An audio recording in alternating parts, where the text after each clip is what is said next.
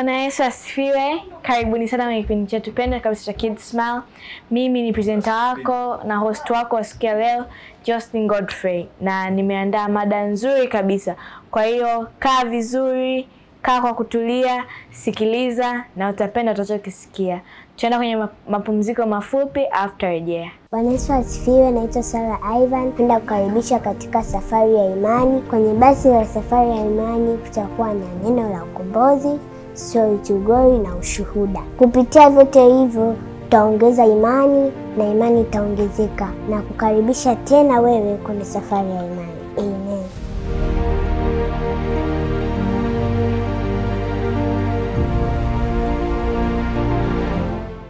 Karibuni tena watoto. Leo mada yetu ni kuhusu sanaa. Tunajua kwamba kila ambacho kinatuzunguka sisi hapa ni sanaa, kwa sababu ni sanaa ambayo Mungu mwenyewe aliiumba. Sasa tunaenda kuzungumzia leo sio sanaa ya Mungu, lakini ni sanaa inayotengenezwa na usanifu wa Mungu, yaani sanaa ya binadamu. Sanaa hiyo ni ule ujuzi au uwezo wa mwanadamu kuweza kuwasilisha fikra zake zilizopo kichwani mwake katika hadhira anayoikusudia. Hadhira hiyo ni jamii, na kwenye sanaa tunakuwa tuna wanaoitoa hiyo sanaa yenyewe na kuna wanaoipokea. Wanaoipokea sasa ndio hao hadhira wenyewe. Sanaa hutumika kuelezea hisia ambazo mtu yuko nazo kwenye moyo wake, akilini mwake.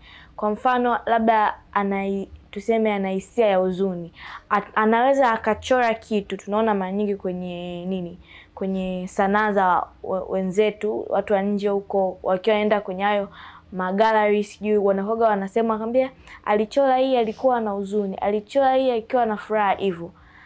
Kuna sanaa nyingine huaga zinachora kwa ajili ya kuonesha shukrani. Kwa mfano hizo sanaa ni hizi sanaa watu wakiwa wanaimba, anaimba Bwana nakushukuru, au hata akiandika shairi, akiandika utenzi. Hata Zaburi ni moja ya mifano ya sanaa ya Daudi ambayo yeye alikuwa anaiandika akiwa analenga kumshukuru Mungu. Na katika sanaa inakuwa na aina zake na matawi yake.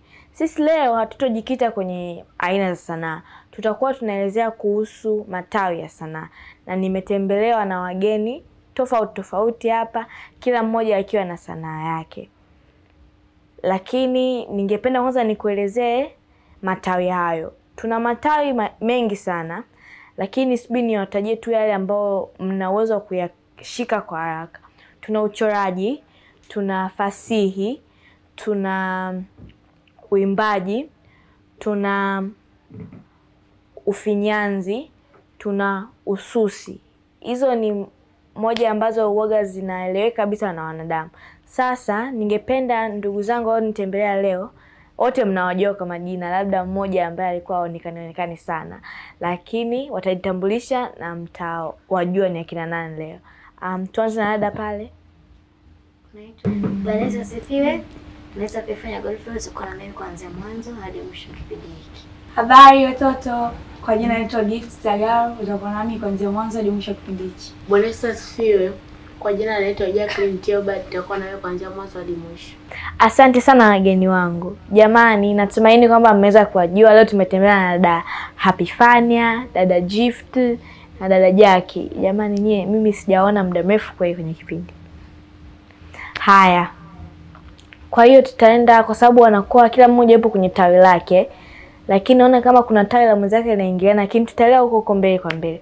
Watatuelezea matawi yao, jinsi yalivyo, mambo yanavyohitaji, na hizo watatuonyesha demonstration kwenye kipindi kinachofuata.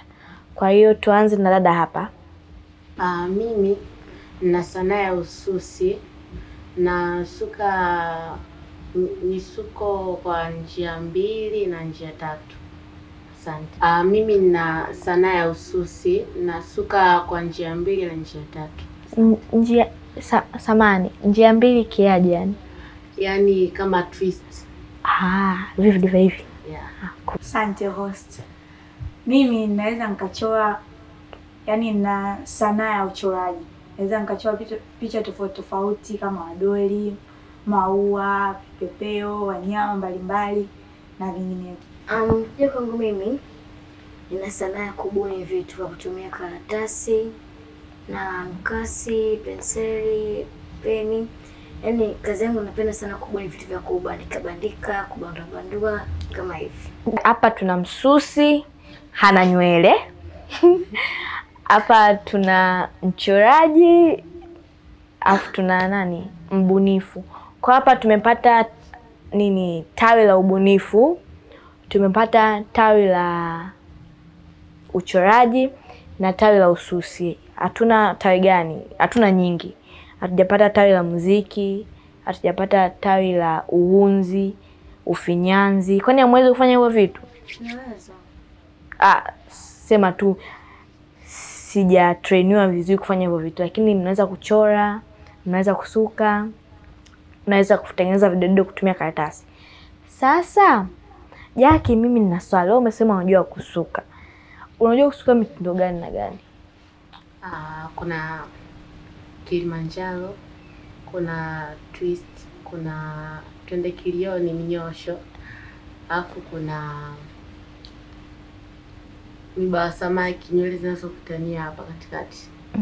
Jackie. Yeah. Unaweza kusuka zote hizo? Bwana Yesu. Jackie, nikikuza nywele utakuja unisuke. Ushanyoa. Uonagi wivu kidogo, unasuka watu na minywele hiyo, alafu wewe hautaupata tu. Wacha. Haya, twende kwa Gift dada. Wewe unachora vitu gani? Umetambia sijui vipepeo, vipepeo hapana, uweze kuchora seti. Naweza. Acha uongo. Vipepeo unachora hivi.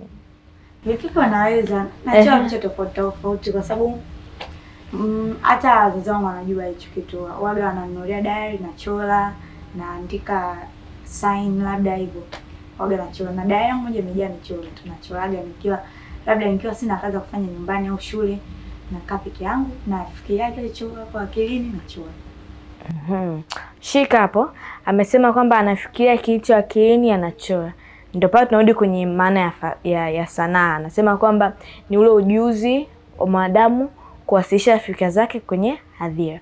Kwa hadhira yako sijui unawaoneshea nini? Ndugu zako nyumbani, maana Gift wewe ukisha kuona michoro ya Gift Happy? Hapana. Mimi sijawahi unioneshaje. Sawa, nimekubali kukusaulika mimi. Haya, Happy Fania, tuambie wewe unaweza kutengeneza video gani kutumia karatasi? Naweza kutengeneza emoji stickers. Emoji vile video vya njano kwenye simu? Au vitu vingine kama vile vipepeo wa kubuni. Sema urembo tu. Urembo kwa mikono unaweza kutengeneza. Yaani arts and crafts. Kwa hiyo kwenye hiyo sanaa zenu mnazozifanya, msema mkaniambia ni vitu gani ambavyo mnavihitaji, yani mpaka ni labda kazi ya ususi au tawi la ususi liweze kufanikiwa kabisa 100%, unahitaji vitu gani na gani na kwa nini unavihitaji? Cha kwanza ambacho ni muhimu, watu ambao wanahitaji kufanywa ususi, kwa sababu bila watu hawezi kufanya kitu. Sema utachora chini ndio onyesha kama unasuka. Shika hiyo mtu. Cha pili ni mahali maalum. Ila sijui kwanza mtu. Mtu ambaye anahitaji kusuka kama hivi, mtu mwenye nywele kama dada. Mtu mwenye nywele. Sema mtu mwenye nywele. Maana mwenye ni mtu. Umesema tena?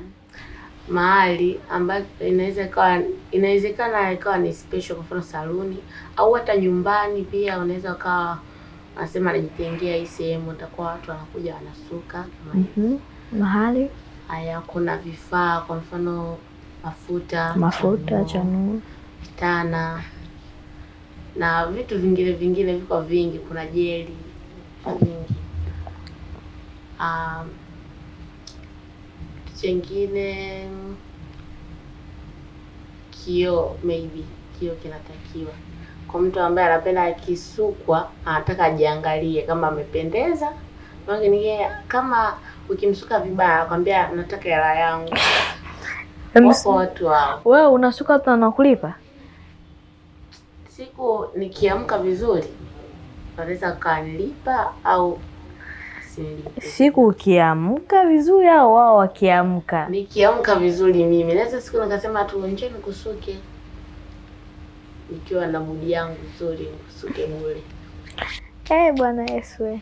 Dada Gift hapo tuambie kwenye kucha kwako unahitaji vitu gani? Kucha yani kucha is too common. Yani kila mtu anafahamu kwamba plain paper, yani ile karatasi nyeupe, rangi, penseli, either inaweza ikawa HB ya kawaida au penseli special za uchoraji, lakini mimi natumia tu HB. Bado sijafikia level za kutumia special pencils. Natumia mimi labda same ya kusika. Siwezi kukaa sebuleni nikachora. Of course sebuleni wengine wanaangalia TV, wengine wanapia stories zao, kwa watakuwa ni confused. Hivyo ufutio, kichongeo, rula, hivyo tu. Sawa. Okay, Happy Fun.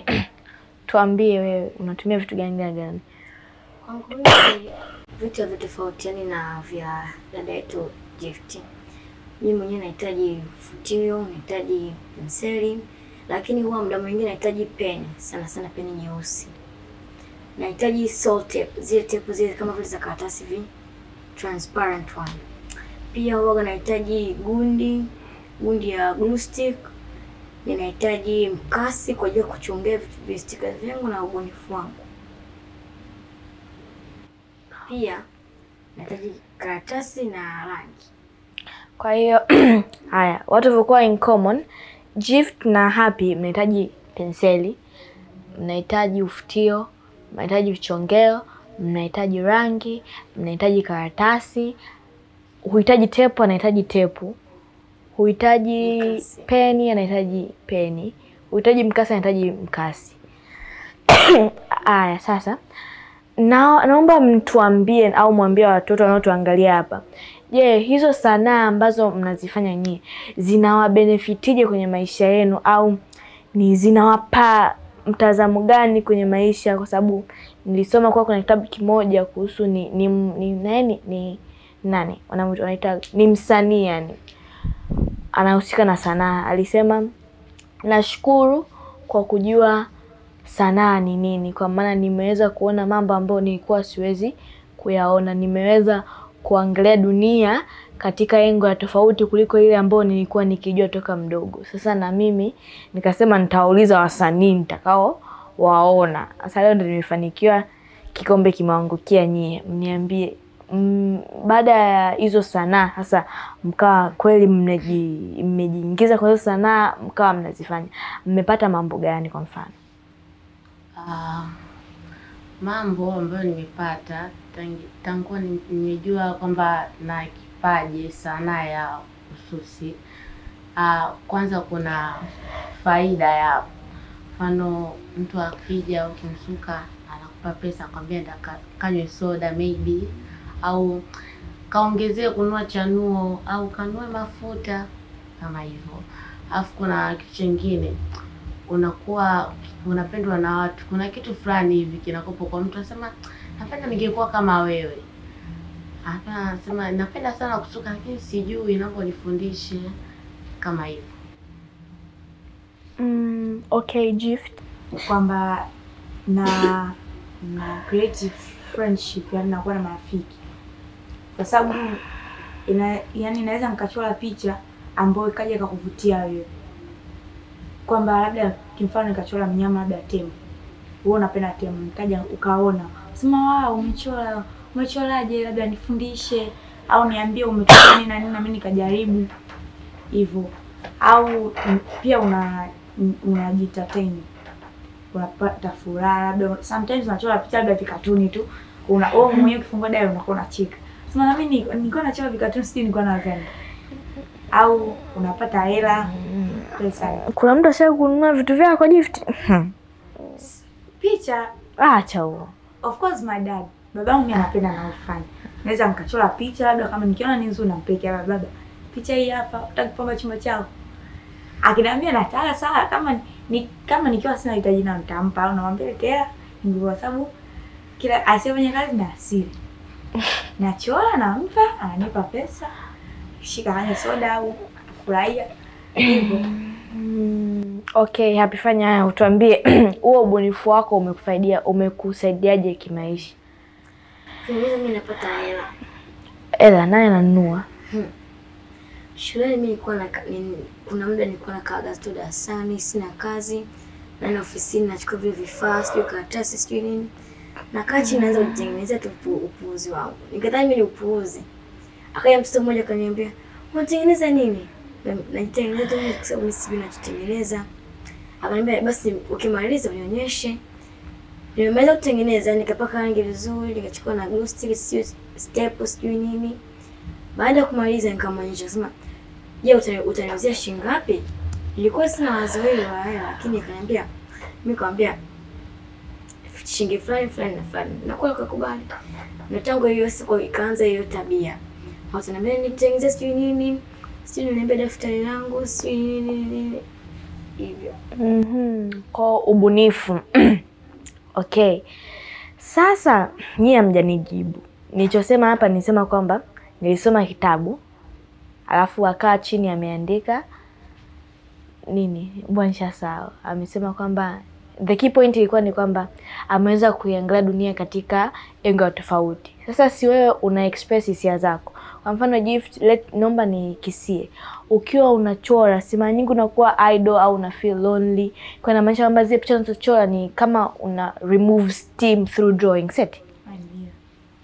Sasa baada ya kuanza kuchora ili kuondoa hizo vitu ambazo uko nazo moyoni, umeionaje, yani maisha yako yamekuaje? Nimejifunza kuignore. Yaani mara nyingi hata kama ukija kwa nikwaze, nitakasika sawa, na naweza nisikwambie, nikacheka tu kaondoka, nikachukua vitu vyangu na kachi na chora sawa. Sina, yani siwezi kukaa kugomana na mtu. Yaani ukinikea mimi mpaka nikagomana nawe, yani yani umefika sema ambayo yani umevuka mipaka. Labda nitajibizana naye, lakini nakaa tu nachukulia it simple, naendelea na mambo yangu. Jackie, baada ya kuanza chezea nywele, kuzifunga, unajua sometimes logic za wanadamu bwana, eti amejifunza afanye nywele hivi, aikunja, akimaliza imekaa vizuri hivi, afu ndo kusuka. Mimi naenda kusuka nipendeze, my god. Haya, wewe umeionaje dunia baada ya hivyo? Yani ni kitu gani cha tofauti umeweza kujifunza baada ya kujua kusuka au kuanza kusuka watu? Au umeanza kuangalia kumbe kuna shape hii ya kichwa kumbe? Kwenye kusuka hivi, kwenye ninachokifeel after kujua sanaa, kwanza unaondoa upweke.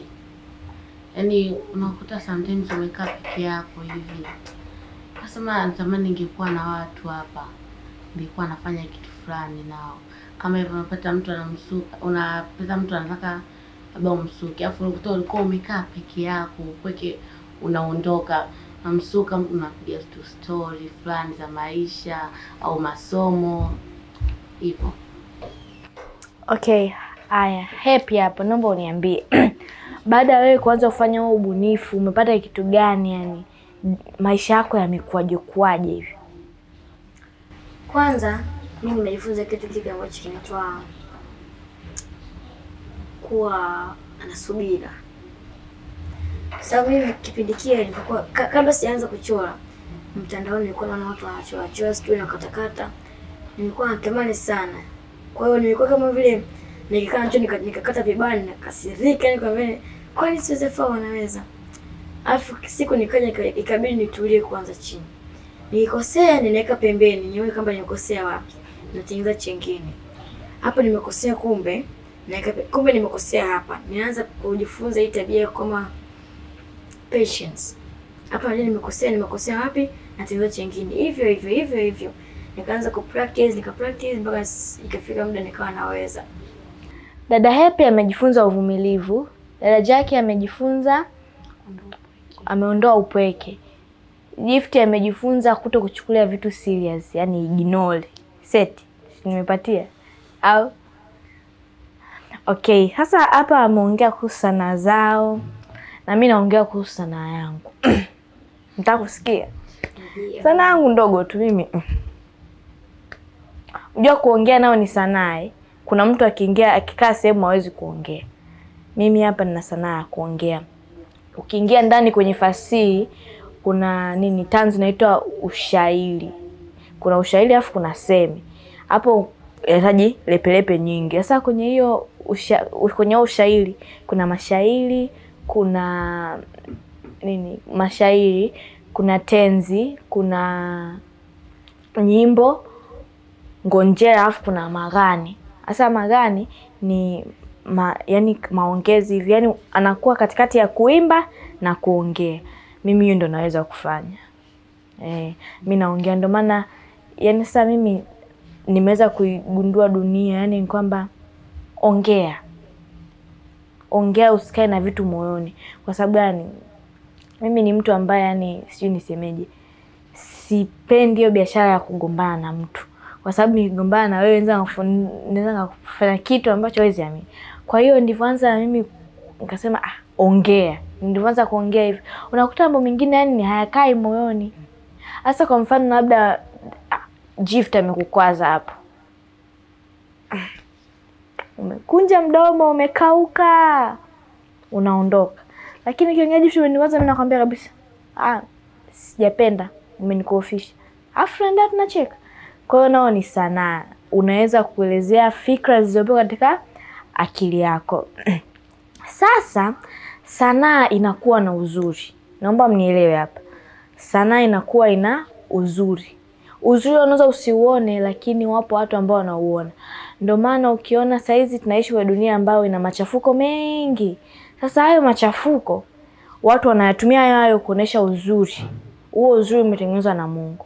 Moja wa uzuri ni kwamba ukiona labda ushakuona umetengeneza michoro, stadi za kazi primary nakumbuka. Wanachukua vifuniko, wanavikusanya rangi tofauti tofauti, afu wanatengeneza kama kuna hizo ya kamba, hiyo vile vicheni vile vya kwenye vanilia kamba hizo za kufanya hivi. Kuna hizi nyingine wanatengeneza kabisa mchoro, wanachukua super glue wanabandika. Naona hii kazi ni sana kwa dada hapa, kwa sababu nyie wachoraji huyu hapa kwenye ubunifu, huyu ndo atakuwa na video vitu. Unavijua au? Napenda. Unaweza kutengenezea? Ndio. Mimi naweza. Jamani, unaweza kutengenezea kweli? Ndio. Naoga vinaoga vizuri. Sasa nataka kujua sanaa ina faida gani? Faida unaongeza ujuzi. Kuongeza ujuzi. Gift kama nilivyosema mwanzo. Kwamba unajipatia pesa ama unajientertain mwenyewe, unafurahia kile ulichokichora. Kwa hiyo uongeza ujuzi, uburudisha, chanzo cha ajira, chanzo cha usafi wa mazingira. Chanzo cha usafi wa mazingira kwa mfano chupa za plastiki zinazotupwa barabarani. Zile ukizikusanya, hata vizibo hivyo, ukizikusanya ukatafuta njia ya kuvifanya vitumike tena katika njia mpya, tunaitaga recycling setting. Yaani ni kutumia kitu ambacho tayari hakina use, ukibadilisha kinakuwa kama vile kina use tena. Sasa ukikibuni vizuri, ukifanya kitu kina matumizi. Sababu kuna watu wengine hivyo vizibo hivyo vya kusuka hivi. Kuna mtu alichukuaga akatengeneza pochi. Mimi nikashangaa sana, katengenezaje pochi? Ya kweli pochi. Video vipi? Alivyokuwa anaongea huyo. Kamba. Yes, kamba. Tusiuze maswali mengi. Mimi sijaelewa chochote. Nitakufuata, utanionyesha jinsi hiyo pochi ilivyokaa.